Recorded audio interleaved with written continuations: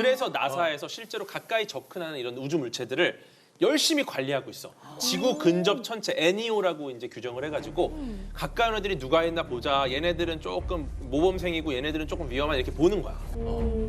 그래서 열심히 보고 있으니까 너무 걱정하지는 마. 그럼 뭐 레이저 프로브로 되는 게 아니네. 근데 되게 여러 가지 기술이 필요한데 일단은 멀리 있을 때는 레이저만 쏴도 돼.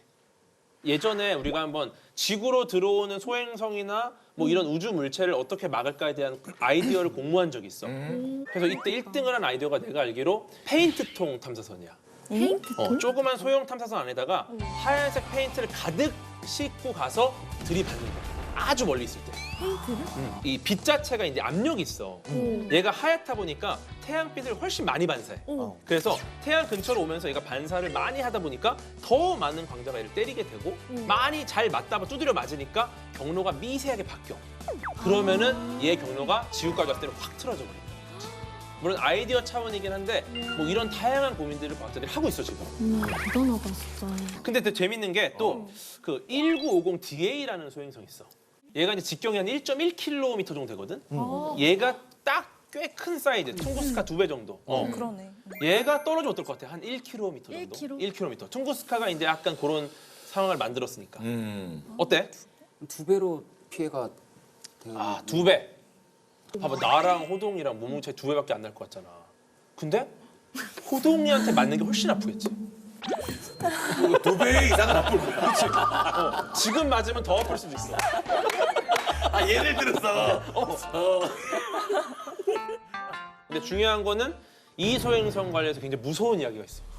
이게 2880년에 지구와 충돌할 가능성이 있다고 과학자들이 발견했어. 1950년에. 1950년에 발견하고 살아났다가 50년 후에 다시 왔거든. 근데 과학자들이 계속 이 움직임을 주시하다 보니까 충돌 확률을 계산한 게 0.0125%. 이게 사실 낮은 게 아니야. 원래는 0이어야 되는데 0.0125%로 확률이 있는 거야. 가능성이 있는 거지. 그리고 다행히 최근에 올해 3월에 계산했더니 0.003%로 좀 줄었어, 충돌. 다행인 거니까 약간 안도하고 있는 상황이야, 지금은 다행히.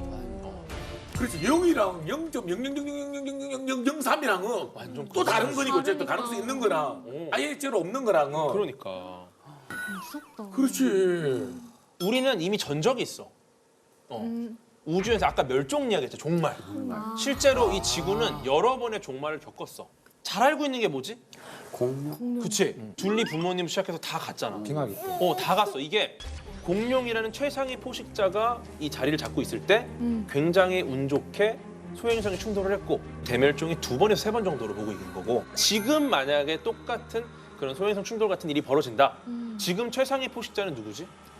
인간 아닌가? 우리는 그 자리를 어떤 종에게 내줘야 될지 이제 고민해야 돼. 뭔가 기본적으로 공기가 무서워.